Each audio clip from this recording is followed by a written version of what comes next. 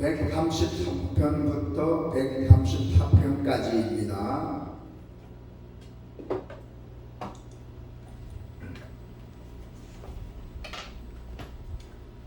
다 같이 함께 하나님의 말씀을 봉독합시다. 보라, 형제가 연합하여 동거함이 어찌 그리 선하고 아름다운고, 모르에 있는 보배로운 기름이 수염 곧 아론의 수염에 흘러서 그의 어깨까지 내림 같고, 헐몬의 이슬이 시온의 산들에 내림 같도다. 거기서 여호와께서 복을 명령하셨나니 곧 영생이로다. 보라, 밤에 여호와의 성전에 서 있는 여호와의 모든 종들아, 여호와를 송축하라. 성소를 향하여 너희 손을 들고 여호와를 송축하라. 천지를 지으신 여호와께서 시온에서 내게 복을 주실지어다. 아멘. 네. 오늘 하나님의 말씀에 보면은 복되고 아름다운 성령의 공동체입니다. 이 교회가, 자, 성령의 공동체인 교회는 서로 사랑함으로 하나님의 영광을 찬송해야 한다는 것입니다. 자, 우리가 현재 살고 있는 이 사회는 여러 가지가 많이 있잖아요. 가족도 있을 거고, 친족도 있을 거고, 동창도 있을 거고, 그 다음에 동아리 클럽도 많이 있습니다. 그러나 모든 것이 다 공동체나 모임이 많이 있는 줄로 믿습니다. 그러면 교회는 영원한 공동체라는 면에서 아주 특성을 가지고 있습니다. 하나님을 아버지로 모시는 성도의 그 공동체인 교회는 하나님의 나라의 정체성을 바로 알고, 그래서 그에 합당한 사명을 감당할 수 있기를 바랍니다. 영적 가족이 된 공동체입니다. 이 교회는 여러분들이 다 모여서 영적으로 통한 가족이 된 공동체라고 봅니다. 오늘 하나님의 말씀의 1절에 보니까, 보라, 형제가 연합하여 동거함이 어찌 그리 선하고 아름다운고. 자, 이 말씀은 형제가 함께 한 마음으로 사는 것이, 생활하는 것이 얼마나 선하고 얼마나 보기가 좋다는 것입니까? 그래서 형제가 연합하여 동거함이 선하고 아름답다고 노래하고 있습니다. 그래서 몸이 하나요, 성령도 한 분이시니 이와 같이 너희가 부르심의 한 소망 안에서 부르심을 받았느니라 했어요. 주도 한 분이시요, 믿음도 하나요, 세례받는 것도 하나라고 말씀했어요. 여기서 형제는 혈연 관계가 아니라 하나님을 아버지로 모시는 영적 관계를 의미합니다. 이스라엘의 하나님과 언약을 맺음으로 하나님의 백성이 되었듯이 우리 예수 그리스도 안에서 구속받은 성도들, 여러분들이죠. 여러분들도 너희는 그리스도의 몸이요 지체의 각 부분이라 했어요. 그리스도의 몸의 지체들로 하나가 되었다는 것입니다. 그래서 이 공동체는 이 땅에서 교회가 존재하다가 그리스도의 재림 때, 재림이죠. 이제 재림이 멀지 않았어요. 그리스도의 재림 때 하나님 나라가 완성이 되면은 그 나라의 영광스러운 백성으로 살아가게 될 것이라 했어요. 하나님 나라에서. 그래서 여러분들이 한 몸임을 상징적으로 나타내는 것이 바로 예수님이 제정하신 성찬의식 속에 있다는 것입니다. 예수님의 성찬 속에 있다는 것이에요. 여기에 보면은 어떻게 뭐가 나와 있냐면, 예수님의 성찬의식에 보면 뭐가 나와 있냐면은, 내 살을 먹고 내 피를 마시는 자는 영생을 가졌고 마지막 날에 내가 그를 다시 살리니, 내 살은 참된 양식이요 내 피는 참된 음료수라 했어요. 내 살을 먹고 내 피를 마시는 자는 내 안에 거하고 나도 그의 안에 거하나니라 했어요. 자, 그래서 우리 그리스도의 살과 피를 나누어 먹고 마시는 그 성찬의식, 예수님의 성찬의식입니다. 그래서 성도들의 그 그리스도 안에서 한 생명, 한 운명, 한 공동체임을 나타내는 겁니다. 그래서 하나님은 이렇게 된 성도가 영적 가족으로 연합을 해서 아름다운 공동체를 이루는 것을 기뻐하시고 계세요. 하나님께서.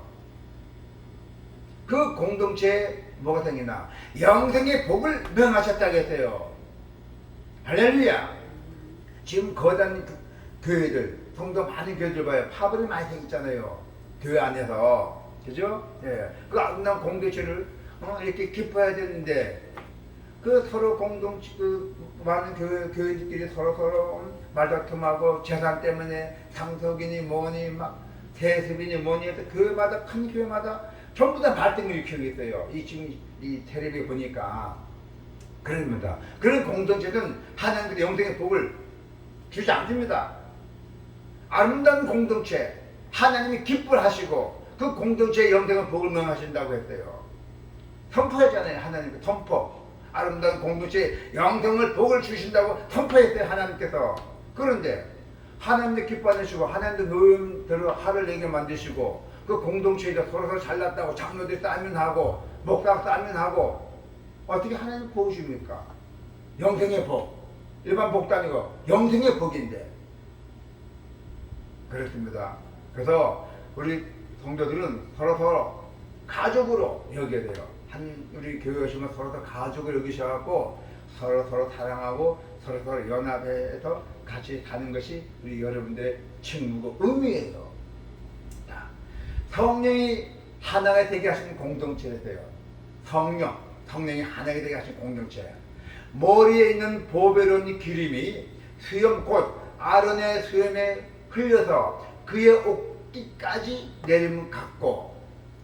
자, 그것은 마치 귀한 기름을 머리에 부어서 수염에까지 곧 아론의 수염에까지 흘러내리고 그 옷깃까지 흘러내리는 것 같고. 자, 이게 무슨 뜻이냐면은 성경 깊이 공부하시면 알아요. 자, 여기서 아론이 있었지요. 아론은 어떤 분이냐면은 이스라엘의 초대 대제사장이었어요. 그리고 선지자였고요. 그리고 그 모세의 유명한 롤모델 아브라함 다시 모세의 형이에요. 아론이. 예. 그래서 영적 공동체가 머리에 있는 그 보배로운 기름 곧 아론 수염, 아론의 그 수염에 흘러서 그 어깨까지 다 내린 것 같다는 표정을, 그게 성령 충만함을 의미합니다. 막 성령 충만 막 받았다는 얘기잖아요. 그래서 오순절 성령 강림 이후에 나타난 그 교회 공동체의 모습이 바로 증명했잖아요. 어떻게 증명했어요? 오순절에 보니까 아주 어마어마하게 많이 모였잖아요. 그때 당시에는 이런 MFC들도 없었잖아요. 말로 해갖고 하다 뭐 사람들이 몇만 명씩 3,000명 이상 모여갖고 전파가 안 되잖아요. 그래서 선지자가 말을 하게 되면 중간에서 그 말을 대변하고 이렇게 넘어갔던 오순절 시절이에요. 그때 오순절에 성령 강림 이후에 나타난 그 교회 공동체의 모습이 증명했던 것입니다. 어떻게 증명했냐면요, 또 재산과 소유를 팔아서, 자기 재산과 소유를 팔아갖고 각 사람의 표를 따라 각 사람들의 표를 따라 나눠줬다는 것이었어요.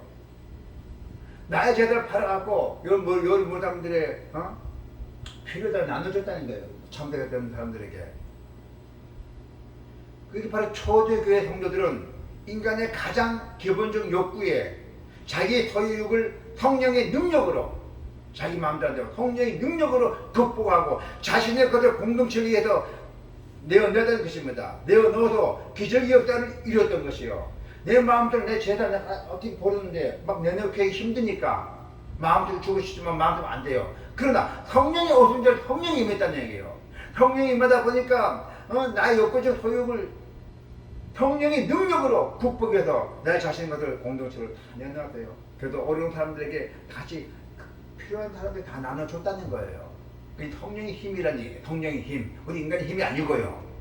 자, 우리가 이러한 모습은 피를 나눈 형제 사이에서도 이루어지기 힘들잖아요. 그죠? 형제들에도 내가 재산한테 주고 싶은 마음도 없잖아요. 이렇게 힘든 형제 사이에도 이루어지기 힘든 일인데, 성령이 충만할 때는 교회는 진정한 천국을 누릴 수 있다는 거예요. 성령 충만이 있을 때는 진정한 천국을 누릴 수 있다는 것이에요. 자, 너희를 위하여 보물을 땅에 쌓아두지 말라. 너희를 위하여 보물을 땅에 쌓아두지 말란 말이에요.